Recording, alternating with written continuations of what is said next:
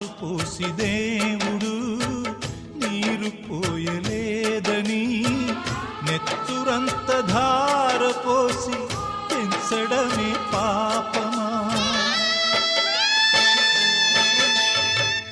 ఏరు దాటి వెంటనే పడవ కాచువారిలా అయిన వాళ్ళు మారిపోతే అంతకన్న శాపమా?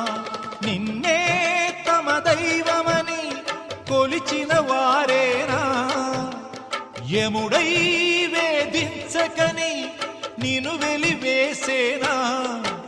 అనుబంధమింత నేరమాయనా?